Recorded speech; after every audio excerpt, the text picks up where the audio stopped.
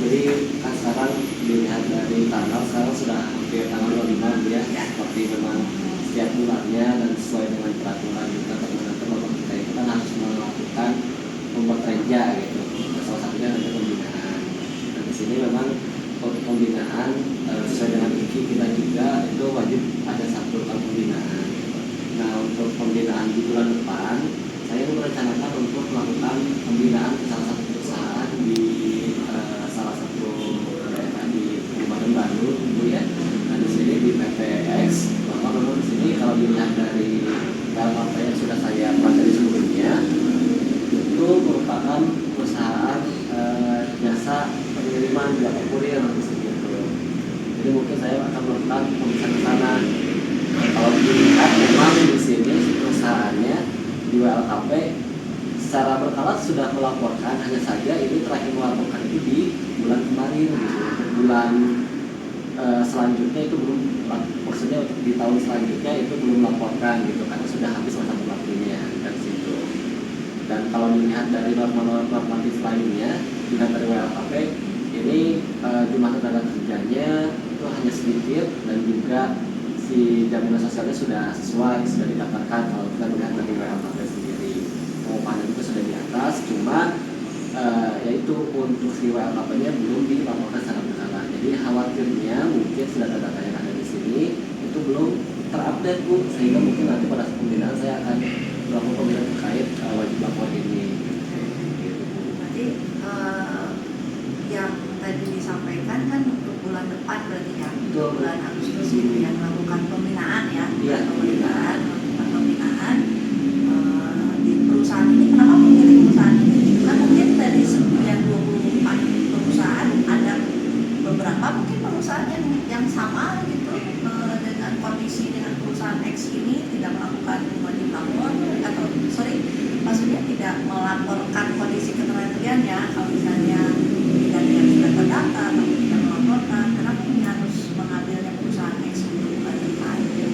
Kemudian memang kalau dilihat dari data yang perusahaan lainnya, memang perusahaan ini memang pada saat saya lihat belum dilakukan pemeriksaan ataupun pembinaan sebelumnya oleh pengawas lain Bu.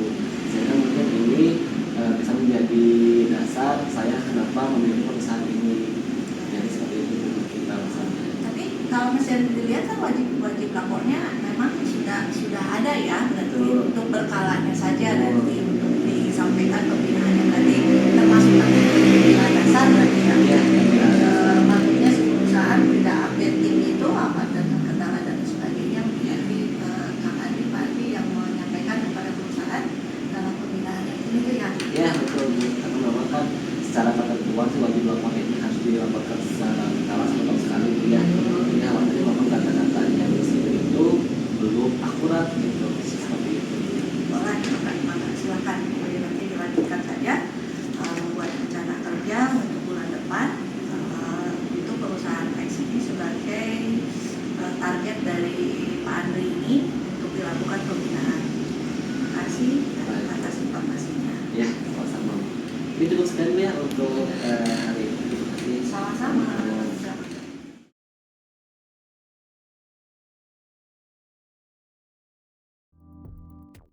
Selamat pagi Pak.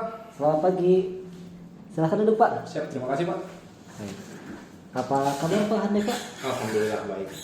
Pak Handeka, untuk dokumen-dokumen yang saya sampaikan kemarin apakah sudah dibawa? Saya sudah bawa Pak, silakan periksa terlebih dahulu. Saya coba cek terlebih dahulu ya Pak. Siap. Baik Pak, di sini apabila saya cek untuk tenaga kerja yang ada di perusahaan Bapak itu ada 65 pekerja ya Pak? Iya betul sekali Pak. Apakah sudah dibentuk LKS Bipartit atau belum Pak? Kita belum membentuk LKS Bipartit Pak. Kalau boleh dijelaskan apa itu ya Pak LKS Bipartit? Oh, jadi LKS Bipartit ini merupakan singkatan dari Lembaga Kerjasama Bipartit. Nah, hal ini memang diatur di Undang-Undang Nomor 13 Tahun 2003, di mana perusahaan yang mempunyai tenaga kerja 50 orang atau lebih itu wajib membentuk LKS Bipartit, Pak. Oke. Kalau untuk tujuannya sendiri Pak, untuk LKS Bipartit itu apa ya Pak? Nah, pada dasarnya pembentukan LKS Bipartit ini untuk menciptakan hubungan industrial yang harmonis, dinamis, dan berkeadilan di perusahaan Bapak, Pak. Seperti itu, Pak. Oke. Ya. karena kita sudah wajib membentuk LKS Bipartit Pak, mungkin bisa dijelaskan Pak tata cara pembentukannya? Nah, untuk tata cara pembentukannya sendiri ini memang diatur lebih lanjut di Permenaker nomor 32 tahun 2008. Nah, kebetulan sekali saya di sini sudah ada peraturannya ya Pak, bisa Bapak baca-baca terlebih dahulu saja.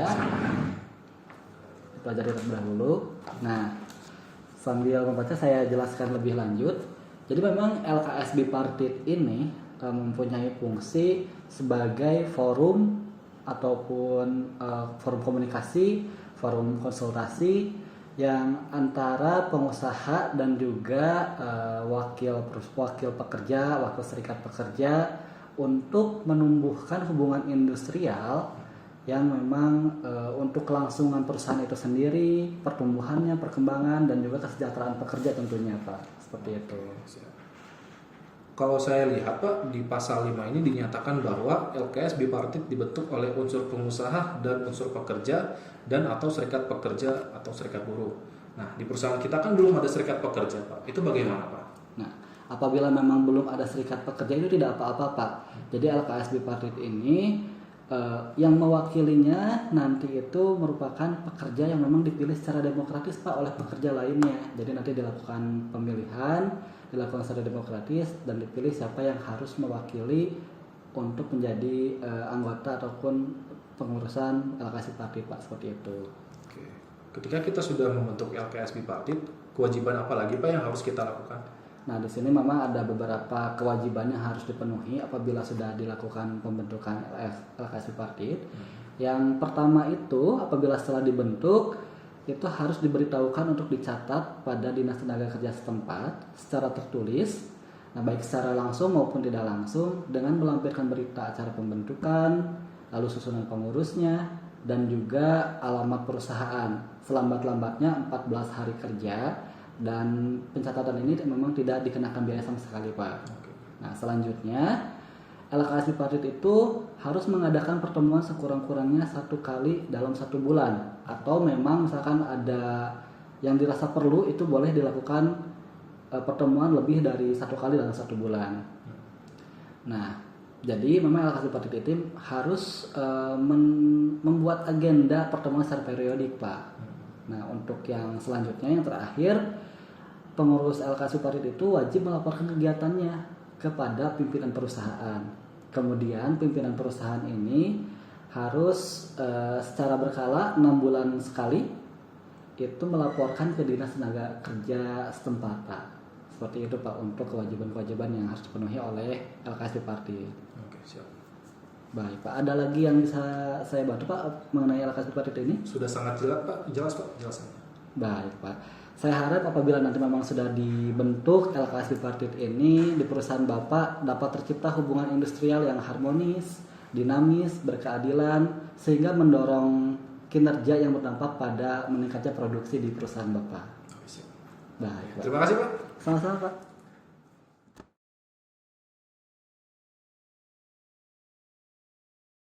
Gimana Pak Andri, sehat? Alhamdulillah sehat Bu, Ibu sehat Bu. Alhamdulillah. Apa nih? Ada apa nih? Ya Bu, jadi mohon maaf mengganggu waktunya Bu ya. Jadi hari ini saya akan melaporkan hasil pemeriksaan yang sudah saya lakukan di bulan ini Bu ya. Karena memang kemarin sudah dilakukan pemeriksaannya dan sekarang saya melaporkan untuk hasil pemeriksaan seperti apa. Dan mungkin di sini yang saya akan laporkan itu terkait pemeriksaan di salah satu perusahaan di Kabupaten Bandung. Jadi di sini secara umum untuk data perusahaannya itu ini bergerak di jasa perdagangan di bagian kainan. Di sana itu terdirinya dari 25 orang pekerja.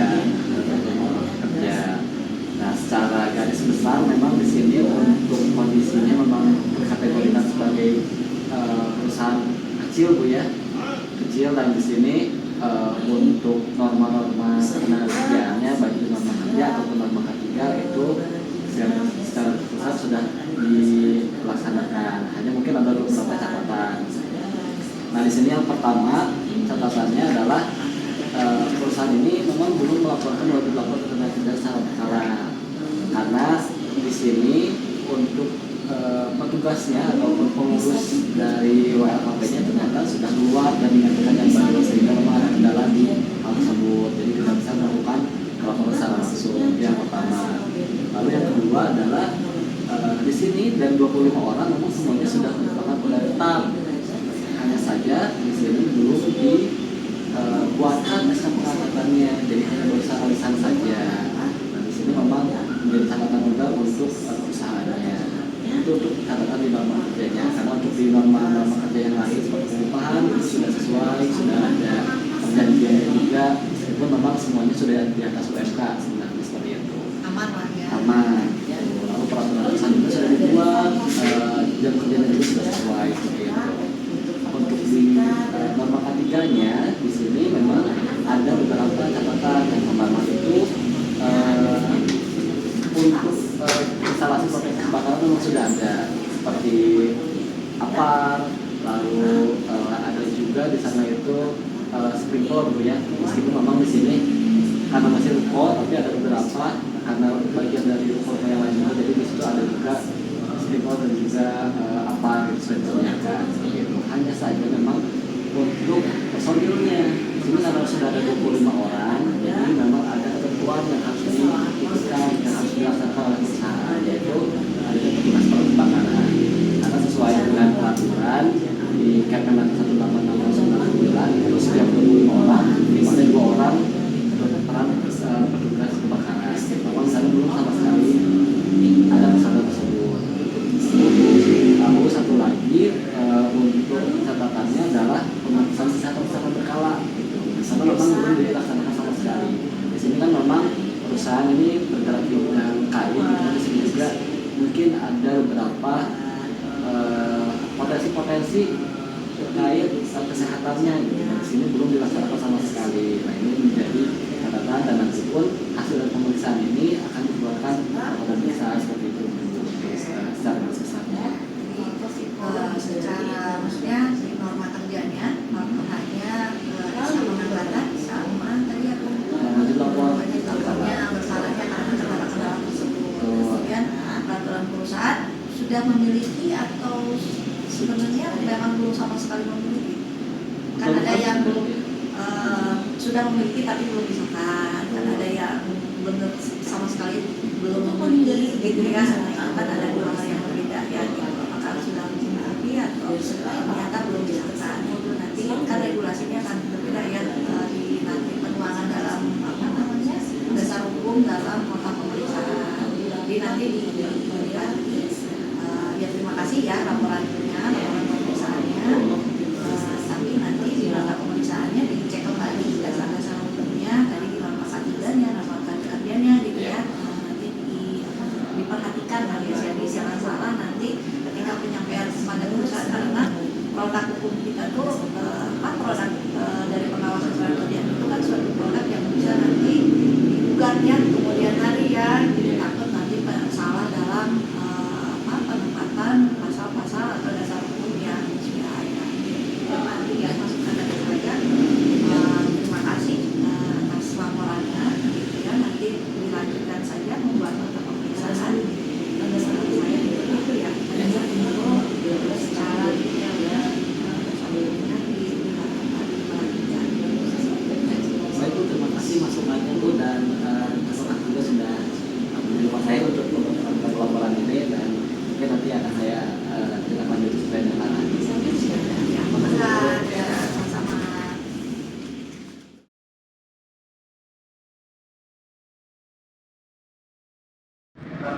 Ya, selamat pagi Pak. Dengan Bapak siapa? Saya Rizky Mirza dari Kalimantan. Pak Mirza sama Pak Arif. Pak Arif. Pak Arif, Pak Mirza, kenalkan Pak, saya Andri sebagai pengawas dan kerjaan di wilayah 4 Bandung ini. Ada yang bisa saya bantu Pak? Jadi kita berniat ingin koordinasi Pak, sekaligus minta bimbingan teknis terkait aturan yang baru di tahun 2005 terkait maju pelaporan di Pelaporan kedua ketiga Pak ya. Memang perlu saya jelaskan juga untuk pelaporan kedua ketiga ini karena ada kemenaker yang baru itu ada sedikit perubahan kurang lebih tekniknya mungkin nanti akan saya jelaskan karena berbeda di Permenaker yang lama itu untuk pelaporan sendiri pelaporannya itu secara berkalanya itu 3 bulan sekali atau 3 bulan.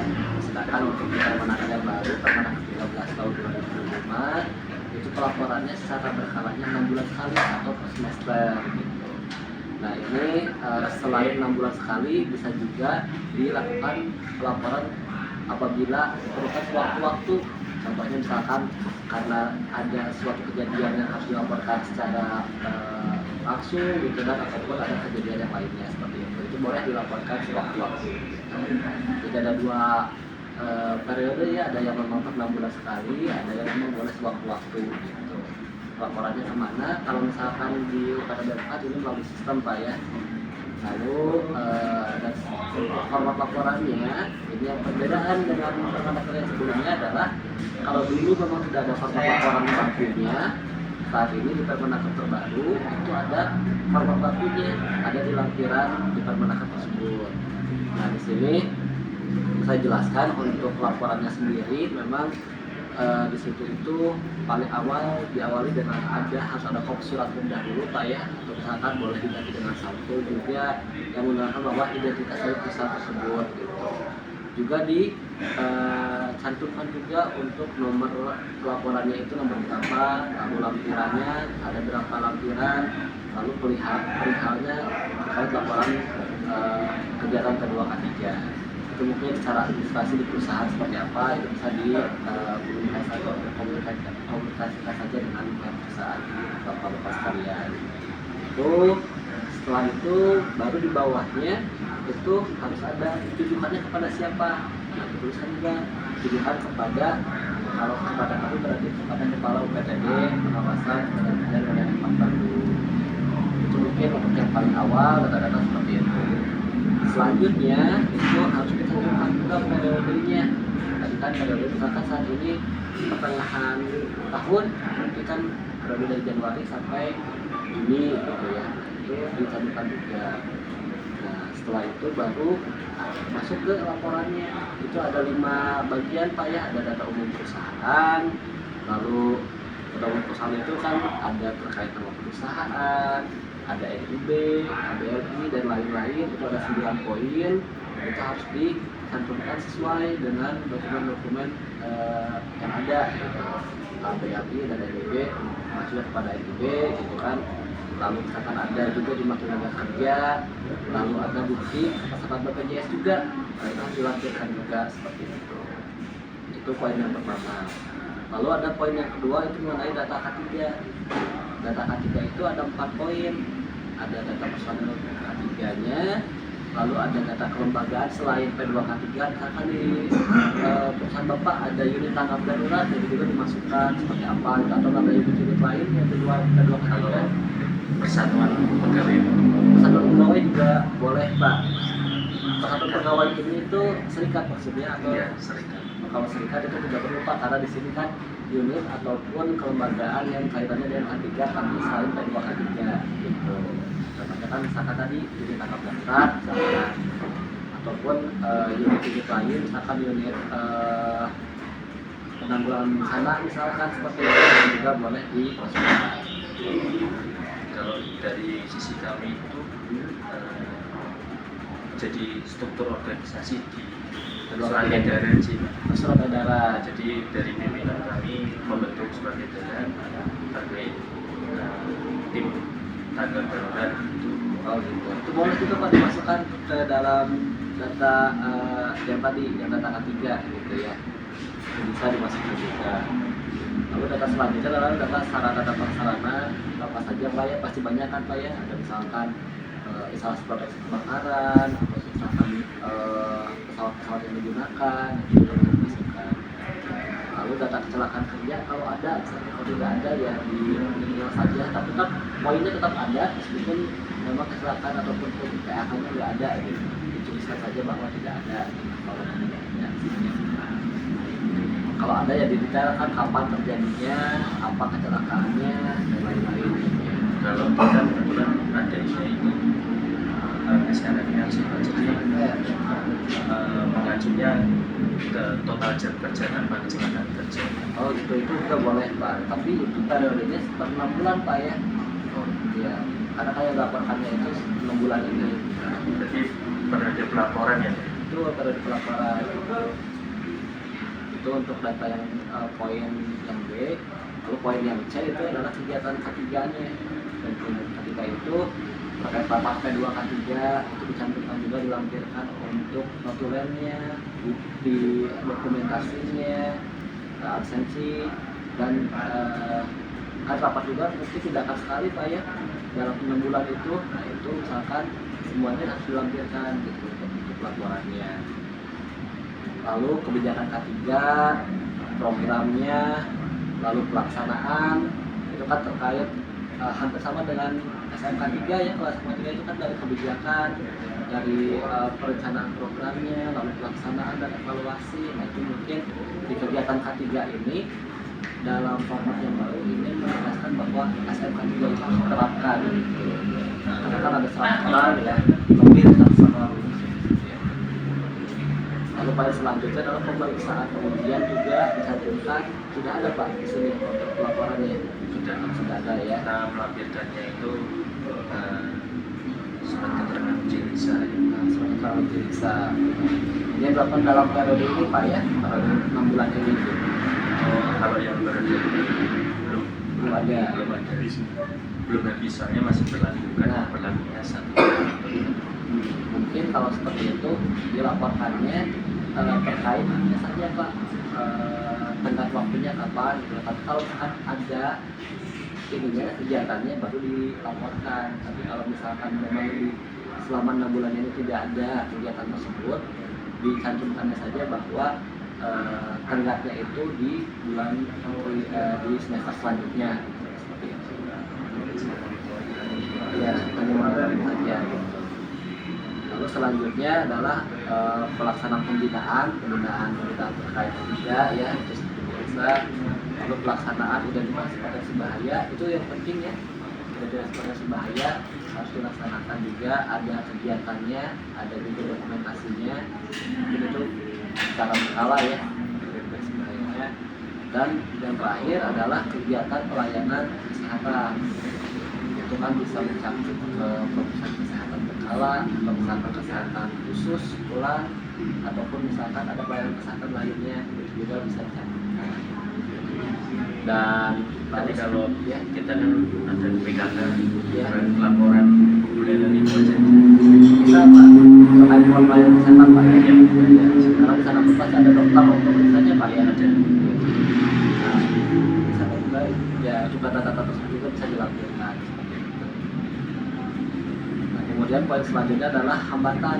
Jadi hambatan-hambatan apa saja selama 6 bulan ini terkait kegiatan P2 K3, baik di sisi administrasi misalkan atau pembatasan kegiatannya dicatatkan saja.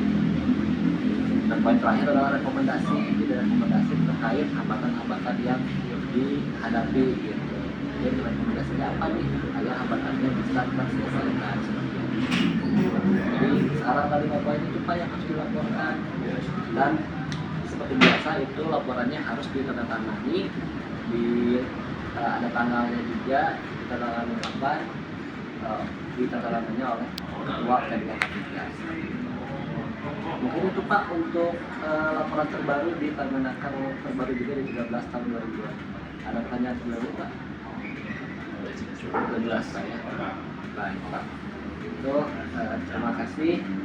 Mungkin kalau misalkan ada pertanyaan lebih lanjut nanti bisa hubungi ke saya langsung.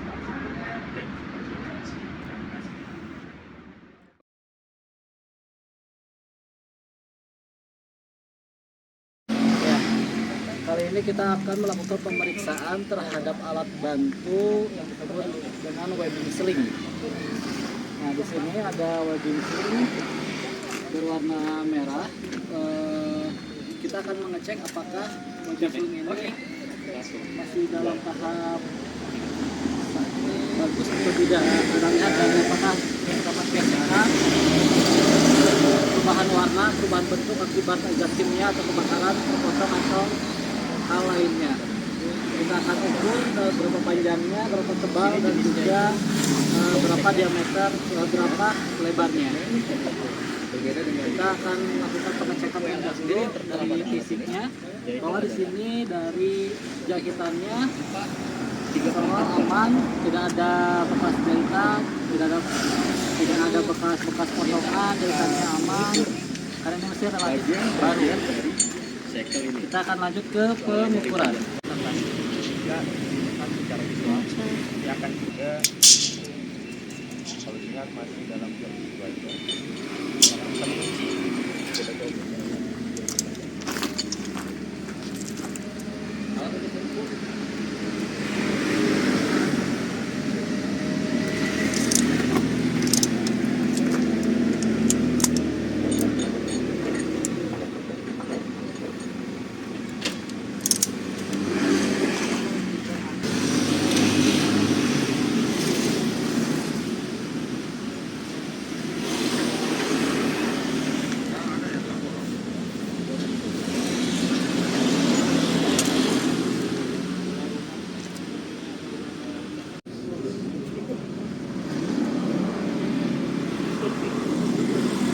Beda jauh ya?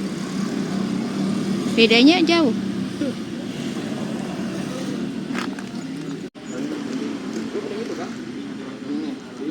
Soalnya ini bakal kena temuan nanti.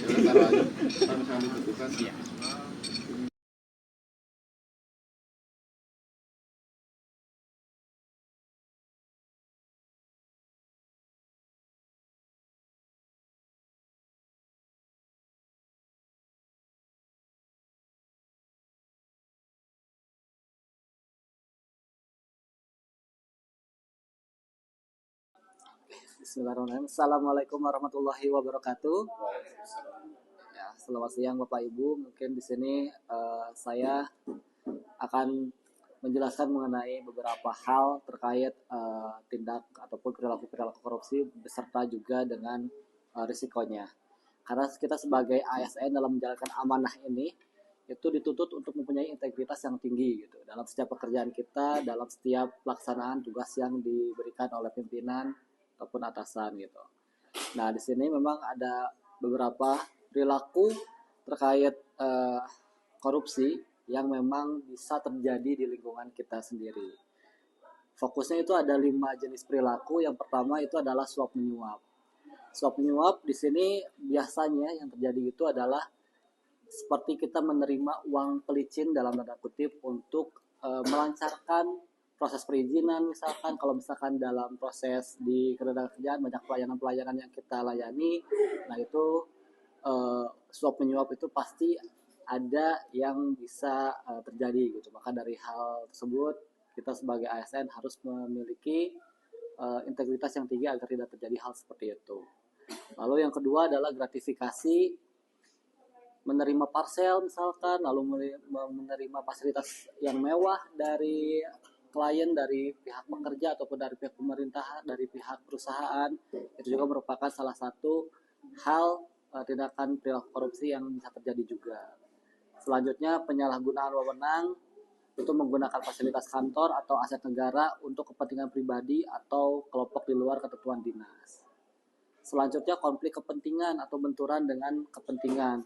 Di sini contohnya misalkan seperti ikut serta dalam penentuan pemenang pengadaan barang dan jasa di instansi sendiri ataupun melibatkan perusahaan milik keluarga ataupun kerabat terdekat gitu. Dan terakhir perilakunya adalah pemerasan. Nah, di sini contohnya adalah perilaku pemerasan sendiri adalah sengaja memperlambat pelayanan publik agar warga terpaksa membayar sejumlah uang agar urusannya segera beres. Nah, dari perilaku ini tentu akan menyebabkan resiko gitu, baik itu untuk kita sendiri sebagai ASN ataupun untuk instansi kita gitu. Yang pertama, tentu korupsi ini berkaitan erat dengan resiko hukum. Kita bisa terjerat sanksi pidana serta denda berat gitu, berdasarkan Undang-Undang Tipikor.